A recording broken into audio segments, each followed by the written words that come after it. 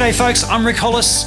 If you've checked out many videos on my channel, you may have seen this guitar. My 1990 Hamer Chaparral Elite, formerly with Sustainiac.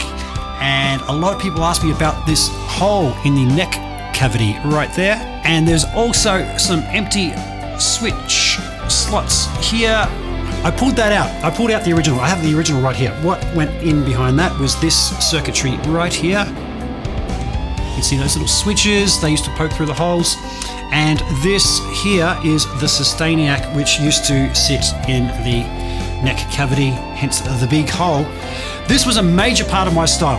Back in the 90s, I could flick a switch and get infinite sustain for as long as the batteries would last anyway, and choose between the fundamental note or various harmonics of that note sustaining. And it was a big part of my style, you know, using the arm and getting kind of sounds.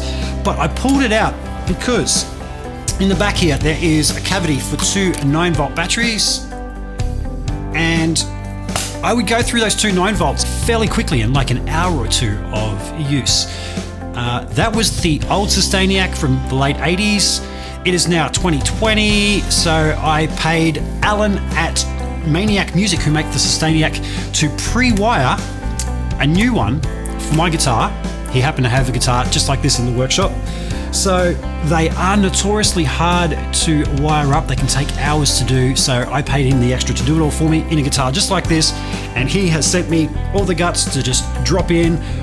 I'm going to do all the hard work of installing it, and then I'm going to take it to my friend Paul Morris from Tech Central's place to do the final wiring, just a few wires here and there, because I can't solder for shit. So I will get him to do it. Come and join me for the journey as I restore my old beauty. It's such a beautiful guitar. You should see the action on this. It's like nothing. It's like freaking nothing. It's so freaking low. Can you see that? Can you see that? Let's have a look at what's in the box. I just had a Z-Box sent to me. Invoice. A whole bunch of instruction kit like. We have the driver kit. Oh, look at that. What else is in the box? We've got clips for the power, and oh, this is the guts of it all. This is what I paid the money for.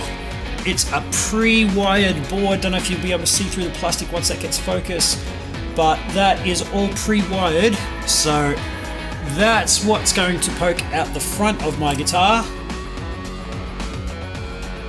and that is all the hard wiring pre-done.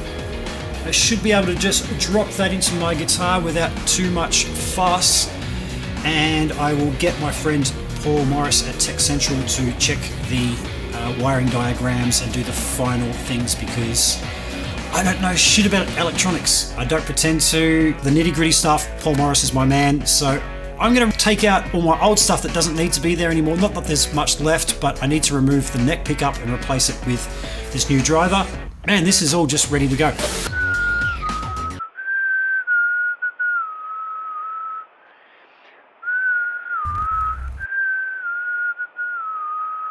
Ta-da! So I have installed it. Took a little while. I still had the screws from my original install for the outside, so I kept the black aesthetic. But a bit of messing around, I had to put the pickup surround on my guitar because my previous Sustainiac had a different mounting system. But I've dropped in all the electronics. Now let's go see Paul and get this baby up and running. Alright, as I like to say, no point f***ing around. I've installed most of that myself. I've got Dr. Paul Morris doing the final install for me because, as I've said numerous times, I can't solder for shit. So I get somebody who knows what they're doing to do it, so it's in capable hands. Alright, so I've got my guitar back from Paul. It is all wired up and he did a bloody fantastic job. Look at it. Look at it. It's all no holes. It's all how it's supposed to be. And where I had holes here before, I now have switches. You may recall that before I only had one volume knob. I now have two knobs.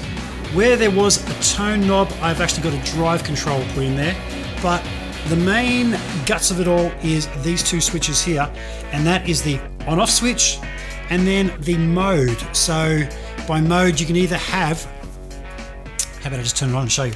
So, normal guitar sound.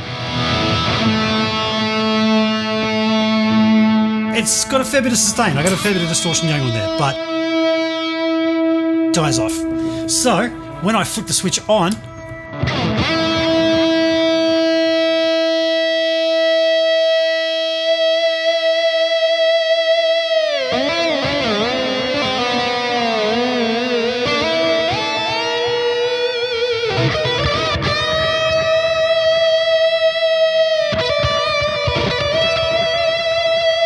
that is the fundamental note. That's with this button down, and that's just the fundamental sustaining. Now, you can get the harmonic to kick in by flicking that switch, and ooh-wee!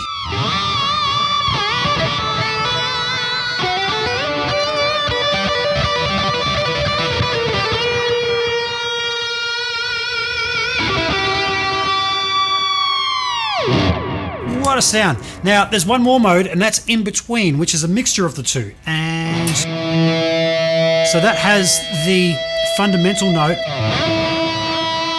as well as the harmonic. I'll go back to the fundamental. Now, depending on what part of the fretboard you're on, the fundamental note, oh, listen to that. That's with my volume turned down. It's still driving the string. Make sure to turn that off. So depending on what part of the fretboard, sometimes in fundamental note, some of the harmonics will come through.